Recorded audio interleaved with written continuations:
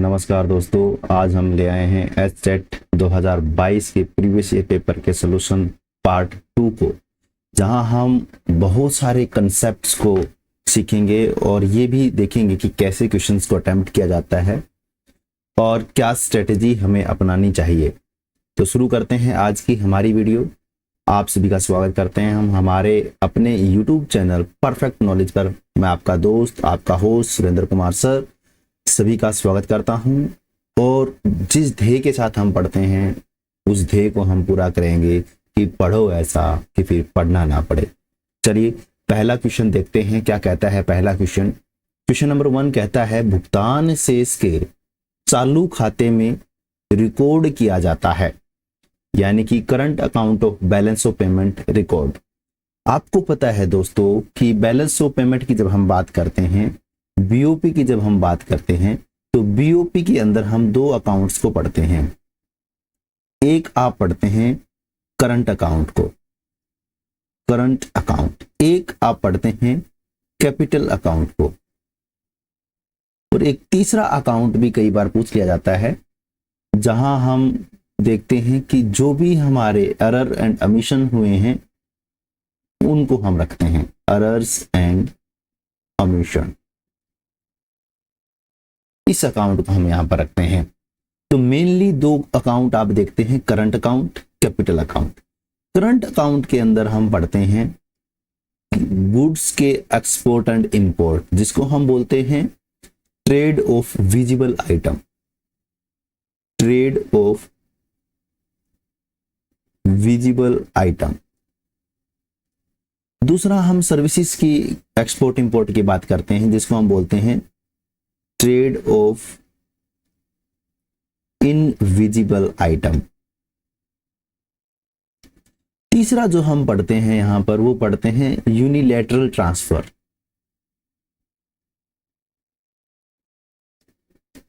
जहां आप transfer payment की बात करते हैं।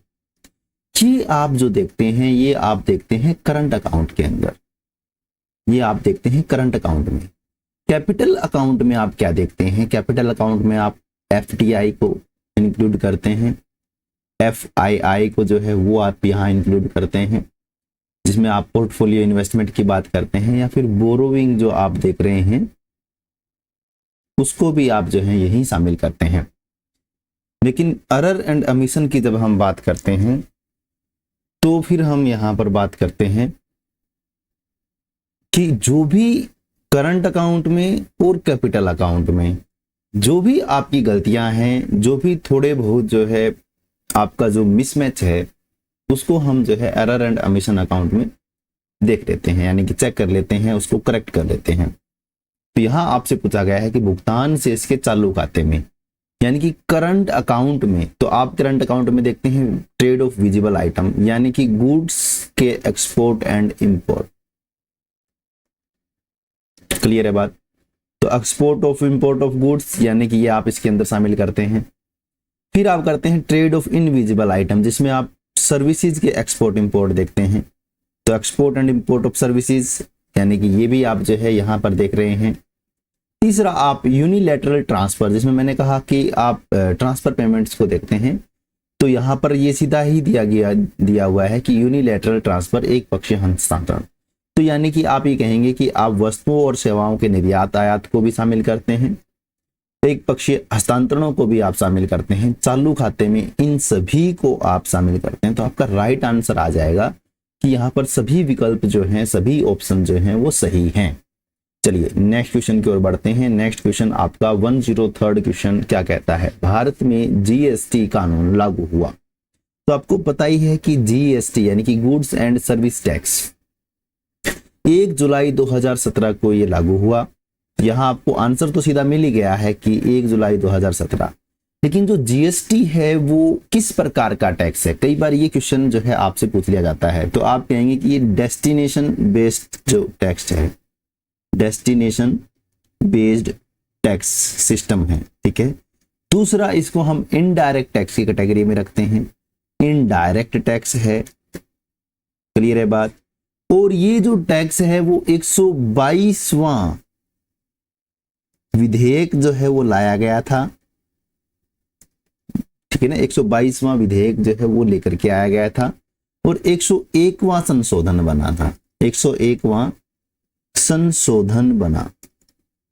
अब कुछ बच्चों को ये समस्या होगी, ये समझने में थोड़ी मुश्किल होगी क्योंकि वो पॉलिटिकल बैकग्राउंड के नहीं होंगे, तो वो ये सोच रहे होंगे कि ये 122वां विधेयक, 101वां संशोधन, ये कुछ समझ नहीं आया सर। देखिए, सपोज कीजिए कि आप जो है कोई चीज जो है वो कानून जो है वो बनाने जा रहे हैं, तो आप उस कानून का एक प्रारूप बना करके लेके आएंगे, इसको आप बोलते हैं बिल, विधेयक। ठीक है, ये बिल जो है आप संसद में पेश करते हैं, तो ये आपका क्या हो गया, ये पहला बिल हो गया, ये आपने पेश किया।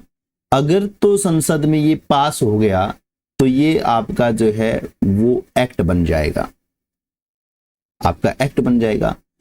अब अगर ये पास नहीं हुआ तो ये एक्ट तो बनेगा नहीं, लेकिन ये बिल तो एक नंबर पे ही रहेगा ना। अब दूसरे नंबर का आप बिल लेकर के आ रहे हैं, कोई दूसरा, अगर वो पास होगा तो बिल तो वो क्या होगा, दूसरे नंबर का, लेकिन एक्ट वो क्या होगा, पहला। क्यों? क्योंकि वो तो पहला ही एक्ट बना है ना, तो एक्ट पहला होगा। इसी प्रकार से ये जो बिल है, वो विधेयक जो है वो 122वां बिल लेकर के आए थे, यानी कि 122वां प्रारूप ये वाला जो है एक्ट लेकर के आए थे। और उसमें से कुछ एक जो है पहले बिल वगैरह जो भी किसी कानून से संबंधित थे वो नहीं बन पाए होंगे बीच में, तो 100 जो है 121 में से 100 जो है वो बन चुके थे, लेकिन 122वां जो विधेयक लेकर के आए जीएसटी के संबंध में, तो वो फिर बिल बना, तो सॉरी वो फिर जो है संशोधन बना, वो बना 101वां संशोधन। ठीक है, तो आपको ये ध्यान कर लेना है कि ये दो अलग टर्मिनोलॉजी है। और जैसे कि आप सपोज कीजिए कि आप एक स्कूल के अंदर अपने अध्यापक को एक एप्लीकेशन लेकर के जाते हैं, तो जरूरी नहीं है कि आपको वो छुट्टी दे देगा, तो कई एप्लीकेशन आपकी रिजेक्ट भी हुई होंगी, तो टोटल में आपकी कुछ एक जो है एप्लीकेशन आपकी एक्सेप्ट भी हुई होंगी। तो ऐसे ही है कि जो आप एप्लीकेशन लेके जाते हैं वो आपके लिए बिल है, और जो आपकी पास हो जाती हैं वो आपके लिए एक्ट है। ठीक है, तो एक्ट जो है वो आपके कम ही बनेंगे, बिल जो है आप ज्यादा लेकर के जा सकते हैं। यानी कि आप एप्लीकेशन लेकर के गए 70 जो है एप्लीकेशन आप लेकर के गए, लेकिन आपके अध्यापक ने आपकी जो है वो 25 ही एप्लीकेशंस को अप्रूव किया, तो आप ये कहेंगे कि मैं लेके गया 70 एप्लीकेशन, मेरी अप्रूव हुई 25 एप्लीकेशन। अब आप 71वीं लेकर के जाएंगे, ठीक है ना, 71वीं एप्लीकेशन आप लेकर के जाएंगे, तो अगर वो एक्सेप्ट होगी तो वो कौन सी बनेगी, 26वीं एक्ट बनेगी ना। तो यहाँ पर यही हुआ कि 122वां विधेयक लेकर के गए और जो पास हुआ वो 101वां बना। ठीक है, तो ये आपको ध्यान कर लेना है। तो 101वां संशोधन जो है आपको यहाँ देखने को मिलता है। ठीक है, नेक्स्ट आप देखते हैं कि ये किस अनुच्छेद में बात करता है, यानी कि जीएसटी की जो बात है हमारे संविधान के किस अनुच्छेद में होती है, तो आप कहेंगे 279A जो है इसके अंदर इसकी जो है बात की जाती है। ये रिग्रेसिव प्रकार का टैक्स सिस्टम है। रिग्रेसिव आपको मैंने पिछली वीडियो में बताया है, जिन बच्चों ने पिछली वीडियो नहीं देखी है वो जाकर के प्रीवियस वीडियो जो है जरूर देख लें। रिग्रेसिव टैक्स जो है होता है, यानी कि बर्डन जो है वो अमीर पर कम पड़ता है, गरीब पर ज्यादा पड़ता है, इस प्रकार का नेचर होता है रिग्रेसिव का। यानी कि जैसे जैसे आपकी इनकम बढ़ती है तो आपके ऊपर टैक्स का बर्डन कम होता चला जाता है। ठीक है, वो रिग्रेसिव टैक्स जो है वो आपको यहाँ देखने मिलता है। पहला स्टेट जिसने जीएसटी को लागू किया, आसाम। आसाम जो है वो पहला स्टेट था जिसने पहली बार जीएसटी को इंट्रोड्यूस कर लिया था, यानी कि सबसे पहले जो है वो इंट्रोड्यूस किया था इंडिया के अंदर, वो आसाम है। और आपको पता है कि ये कनाडा से हमने ये जो पैटर्न है, ये जीएसटी जो है उसको अडॉप्ट किया है। ठीक है, तो चलिए नेक्स्ट क्वेश्चन की ओर बढ़ते हैं। नेक्स्ट क्वेश्चन आपका क्या कहता है, 104th क्वेश्चन कहता है, निम्न में से किसका निर्धारण रेखा चित्र विधि द्वारा नहीं किया जा सकता है। Which of the following cannot be determined by graphic method?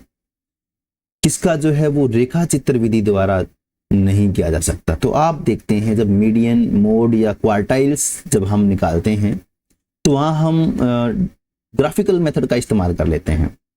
Median आपको पता है कि सेकंड क्वार्टाइल होता है, मोड जो है वो भी आपका ग्राफिकल मेथड से पता चल जाता है, बार आप दिखा देते हैं। जैसे आप मीडियन की बात करेंगे तो आप ओजाई पर ये निकाल लेते हैं कि ये आपने देखा।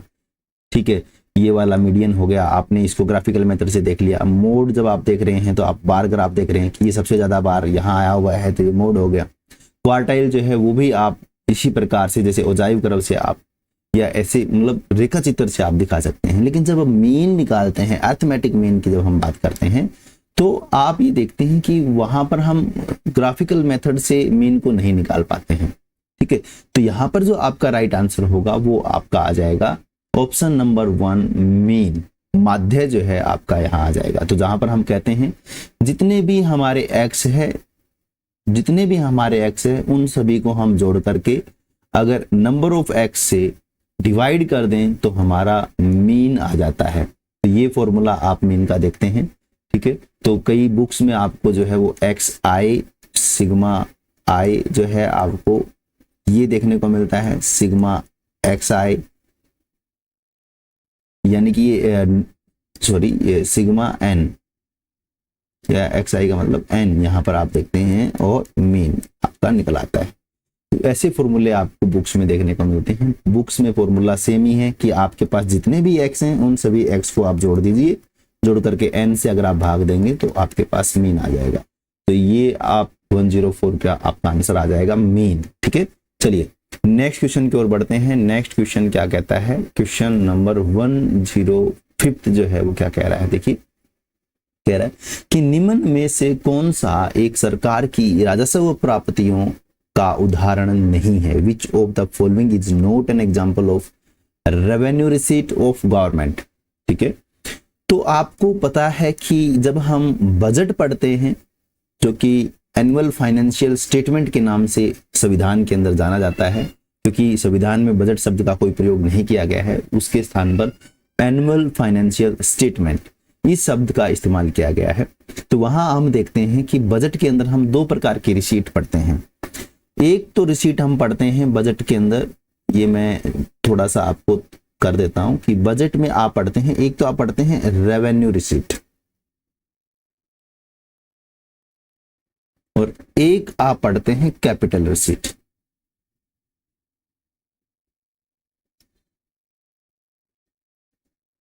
तो जब आप रेवेन्यू रिसीट की बात करते हैं तो आप ये कहते हैं कि जिसमें सरकार की न तो कोई देयता यानी कि लाइबिलिटी क्रिएट होती है और ना ही कोई एसेट में कमी आती है। ये आपको ध्यान कर लेना है। जहां पर आपकी लाइबिलिटी भी क्रिएट नहीं होती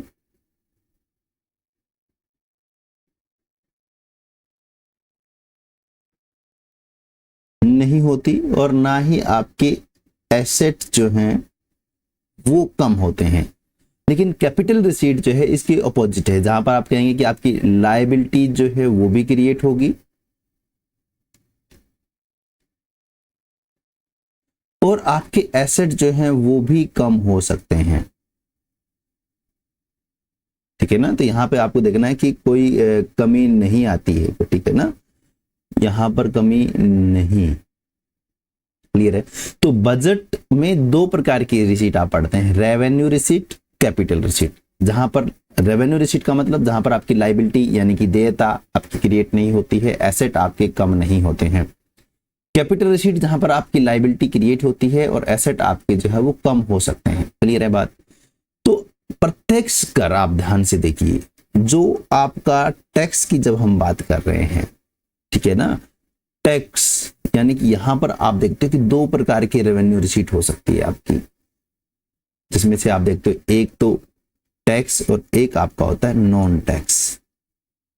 ठीक है, तो ये तो टैक्स में ही आ गया, ये भी आपका टैक्स में आ गया। ठीक है, और सरकार द्वारा किए गए निवेश पर लाभांश यानी कि dividend on investment made by government, ठीक है ना, ये आपका नॉन टैक्स में आ गया। तो यहां से आपको ये तो पता चल गया कि ये 3 तो आपके हैं रेवेन्यू रिसीट के। लेकिन लोन जो आपने लिया है, बोरविंग जो आपने ली है, वो आपकी आ जाती है कैपिटल रिसीट में। देखो, आपने आज लोन लिया, आप लोन ले रहे हैं तो कल को ये लोन आपको रीपेमेंट करना पड़ेगा, रीपे करना पड़ेगा, आपको भुगतान करना पड़ेगा। इसका मतलब आज जो आपने लिया है, कल आपकी इसकी लायबिलिटी बन रही है, आप जो है इसको पेड करेंगे, आपकी लायबिलिटी बन रही है, आपकी देयता बन रही है, आपकी जिम्मेवारी बन रही है। दूसरा कि अगर आप किसी व्यक्ति से कोई उधार ले रहे हैं तो इसका मतलब ये हुआ कि आप उसको अपना एसेट दे रहे हैं, ठीक है, तो आप अपना एसेट उसको देंगे, इसका मतलब एसेट भी कम हो रहा है और कल को आपको उसको पे भी करना है तो वो आपकी लायबिलिटी भी क्रिएट कर रहा है। तो यहां से आपको ये समझ में आ गया कि लायबिलिटी भी क्रिएट हो रही है और एसेट भी कम हो रहे हैं। तो ये आपका कौन से में है, ये आपका कैपिटल रिसीट में है। और जब किसी ने यही तो पूछा है कि राजस्व प्राप्तियों का उदाहरण जो है वो नहीं है, ठीक है ना, note an example of revenue receipt, तो आप कहेंगे ऑप्शन नंबर 4, विश्व बैंक द्वारा लिया गया ऋण यानी कि loan received from the world bank जो है हमारा कैपिटल रिसीट का पार्ट है, इसलिए ये रेवेन्यू रिसीट का पार्ट नहीं है और हमसे रेवेन्यू रिसीट का पार्ट नहीं ही पूछा गया है। तो हमारा जो राइट आंसर आ जाएगा वो आ जाएगा ऑप्शन नंबर 4, विश्व बैंक से लिया गया ऋण यानी कि लोन जो है हमारा राजस्व प्राप्तियों का उदाहरण नहीं है। चलिए नेक्स्ट क्वेश्चन को देख लेते हैं कि ग्रामीण साख के अगर हम संस्थागत स्रोतों में सम्मिलित हैं यानी कि institutional sources of rural credit include, तो आपको पता है कि रूरल क्रेडिट का जब हम कंसेप्ट पढ़ते हैं इंडियन इकोनॉमी के अंदर, तो हम देखते हैं कि जो भी रूरल में क्रेडिट सिस्टम है वो दो प्रकार का है, एक इंस्टीट्यूशनल और एक नॉन इंस्टीट्यूशनल। इंस्टीट्यूशनल जिसमें आप ये कहते हैं कि गवर्नमेंट की परमिशन होती है, गवर्नमेंट जो है वो एक रूल रेगुलेशन के तहत जो चीजें चलती हैं वो आपके इंस्टीट्यूशनल सोर्सेज हो गए। और एक जिसमें आप आड़तियों को या जो बड़े जमींदारों को पढ़ते हैं वो नॉन इंस्टीट्यूशनल सोर्सेज हो गए। ठीक है, तो यहाँ आपसे इंस्टीट्यूशनल यानी कि संस्थागत स्रोतों से संबंधित चीजों को पूछा गया है। तो कोऑपरेटिव सोसाइटी जो है वो भी इंस्टीट्यूशनल सोर्स है, कमर्शियल बैंक वो भी आपका इंस्टीट्यूशनल सोर्स है और रीजनल रूरल बैंक्स जो हैं वो भी आपके इंस्टीट्यूशनल सोर्सेज हैं। तो अब हम यहाँ पर थोड़ा सा एक्स्ट्रा वर्क करते हैं और ये कहते हैं कि ये कब कब आए हैं, ये इंस्टीट्यूशन जो है वो किस किस ईयर में आए हैं, इंट्रोड्यूस हुए हैं। तो थोड़ा सा क्वेश्चन हम और एक्स्ट्रा कर लेते हैं। तो आपको ये तो समझ में आएगा कि इसका आंसर जो है वो बनता है कि सभी विकल्प जो हैं वो सही हैं। जो कोऑपरेटिव सोसाइटी है वो इंट्रोड्यूस की गई थी 1904 में, आपको ये ध्यान कर लेना है। कमर्शियल बैंक की जब बात करते हैं तो कमर्शियल बैंक जब 14 बड़े बैंकों का राष्ट्रीयकरण किया गया था 1969 में, तब से जो है कमर्शियल बैंक का कंसेप्ट ज्यादा पॉपुलराइज हुआ था रूरल एरिया के अंदर। उससे पहले जो है वो सिटी के अंदर ही बैंक्स आपको देखने को मिलते थे। फिर रीजनल रूरल बैंक की जब बात करते हैं तो इनकी बात हुई थी 1975 में, हम ये पढ़ते हैं कि इनको इंट्रोड्यूस किया गया था। उसके अलावा जब आप रूरल एरिया की बात करेंगे तो आप ये कभी नहीं भूलेंगे कि नाबार्ड जो है आज के समय में सबसे इंपॉर्टेंट है, जो रूरल एरिया को डेवलप करने के लिए, रूरल एरिया को विकसित करने के लिए सबसे बड़ा अहम योगदान जो है वो निभा रहा है। ठीक है, तो आपको ये बताना है कि नाबार्ड जो है वो कब आया था, ठीक है ना, कब इंट्रोड्यूस किया गया था और नाबार्ड की फुल फॉर्म क्या है, ये आपको कमेंट बॉक्स के अंदर 2 क्वेश्चंस के आंसर करने हैं। ठीक है, चलिए नेक्स्ट क्वेश्चन की ओर बढ़ते हैं। नेक्स्ट क्वेश्चन क्या कहता है, 107वां क्वेश्चन कहते हैं समय उत्क्रम्यता परीक्षण संतुष्ट होता है, time reversal test is satisfied when. ठीक है, तो समय उत्क्रम्यता परीक्षण या फिर टाइम रिवर्सल टेस्ट की बात करें, इसी में आप एक पढ़ते हैं फैक्टर रिवर्सल टेस्ट और इसी में आप पढ़ते हैं फिशर का आइडियल इंडेक्स, जो ये कहता है कि टाइम रिवर्सल टेस्ट और फैक्टर रिवर्सल टेस्ट दोनों को फुलफिल करता है।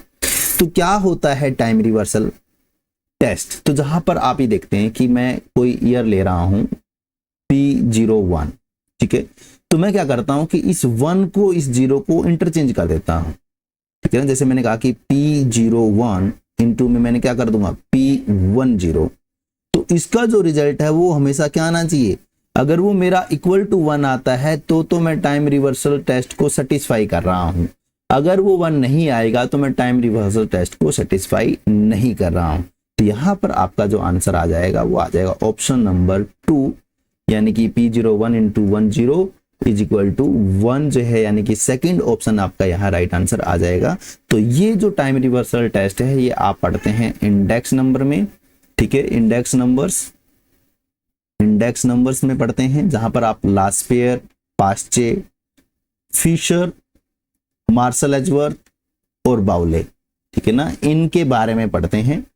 तो आप इनको एक बार यहाँ जो है वो नोट डाउन कर लेंगे और रिवाइज कर लेंगे। चलिए नेक्स्ट क्वेश्चन की ओर बढ़ते हैं। नेक्स्ट क्वेश्चन हमारा क्या कहता है कि समानांतर माध्य की, एक सेकेंड मैं इसको कंप्लीट जो है आपको दिखा देता हूं जी। देखिए कहते हैं कि समानांतर माध्य की गणना के लिए वर्गांतर होना चाहिए। For the calculation of arithmetic mean the class interval should be.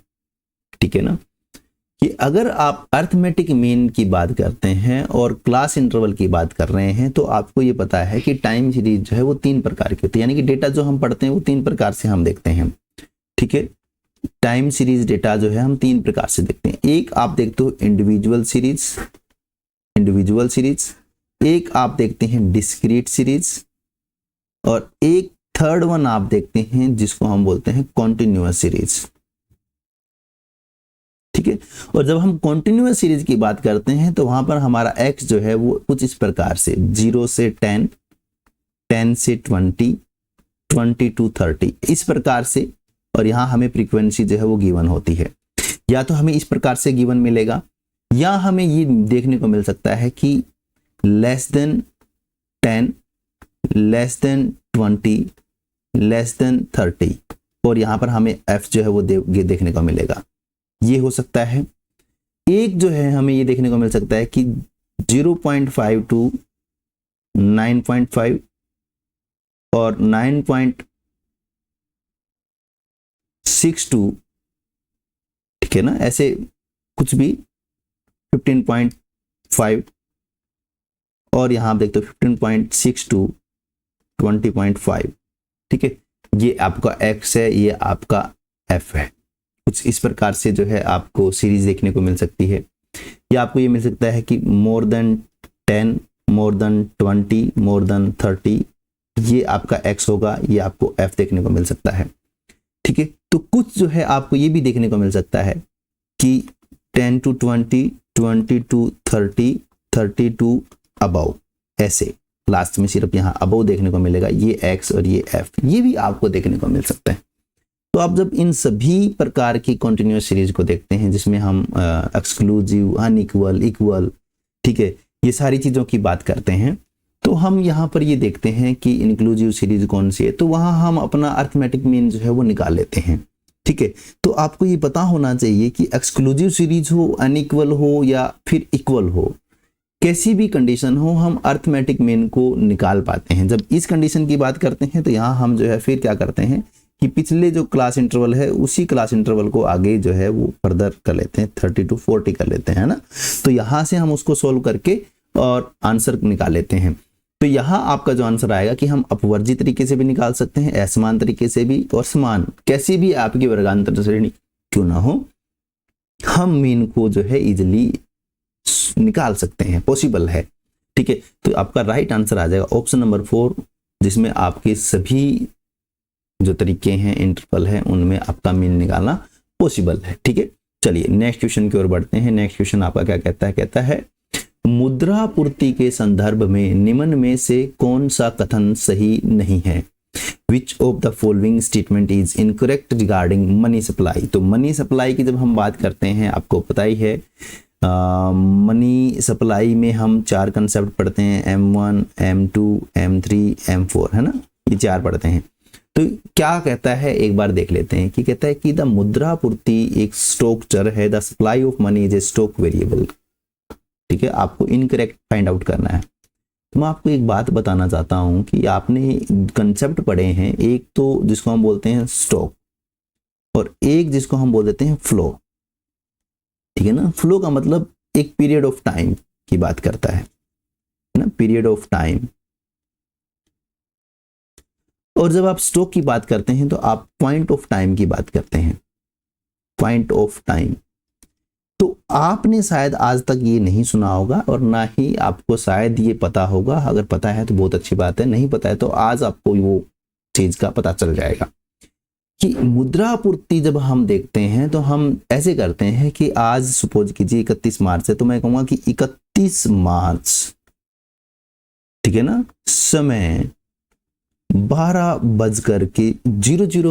पर, ठीक है ना, 31 मार्च कोई भी ईयर आप मान करके चलिए, 2026, 27, 28, ठीक है ना, कि कि 31 मार्च इस साल में समय 12 बज करके इतने मिनट के ऊपर हमारे भारत की टोटल मनी सप्लाई इतनी है, यानी कि समय के एक निश्चित पॉइंट पर हम जो है मनी सप्लाई को बताते हैं।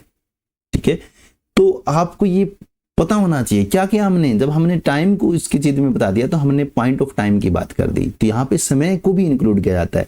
समय यानी कि आप ये मान करके चलिए, डेट तो वहां वो बोलता ही बोलता है, साथ में वो समय भी बताता है कि समय 12 बज के इतने मिनट इतने सेकंड के ऊपर भारत की जो मनी सप्लाई है वो इतनी है।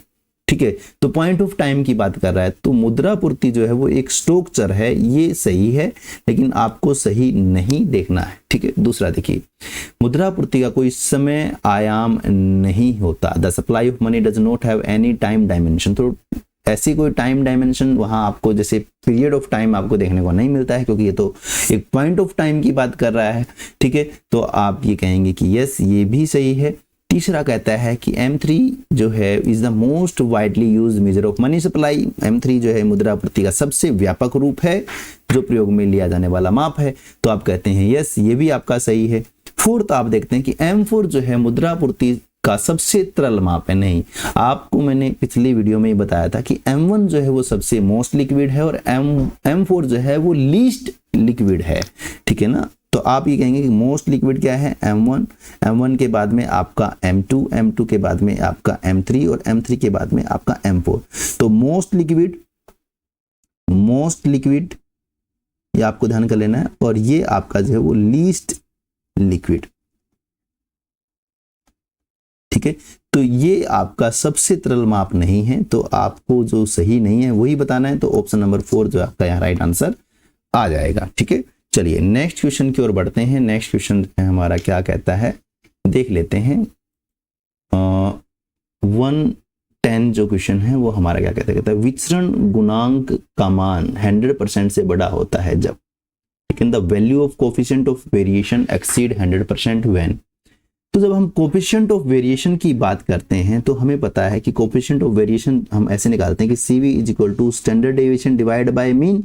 ठीक है ना, standard deviation divide by mean से हम निकालते हैं और इनटू में कर देते हैं 100। ठीक है, तो मैंने आपको बताया हुआ है कि यहाँ पर आपका नोमिनेटर और डिनोमिनेटर की बात है, हर और अंश की बात है। अगर आपका हर बड़ा है अंश से, ये मैं उल्टा भी कर सकता हूँ, मेरे को पता नहीं, यानी कि मैं सीधा सीधा बोल देता हूँ कि आप ये मान कर चलिए कि आपकी ऊपर की वैल्यू जो है वो बड़ी है नीचे की वैल्यू से, तो आपका जो रिजल्ट है वो बड़ा आएगा। ठीक है, दूसरा हम ये कह सकते हैं कि आपकी नीचे की वैल्यू अगर छोटी है ऊपर की वैल्यू से, तब भी आपका जो रिजल्ट है वो बड़ा आएगा। ठीक है, तो इसका मतलब क्या हुआ, इसका मतलब ये हुआ कि आपका ये जो है स्टैंडर्ड डेविएशन ये बड़ा होना चाहिए मीन से, सिंपल सी बात है। तो यहाँ आप जो है ये कहेंगे कि ये ग्रेटर देन होना चाहिए आपका मीन से, तो ये आपका साफ साफ दिख रहा है, तो ये आपका ऑप्शन जो है वो डायरेक्टली मैच कर गया।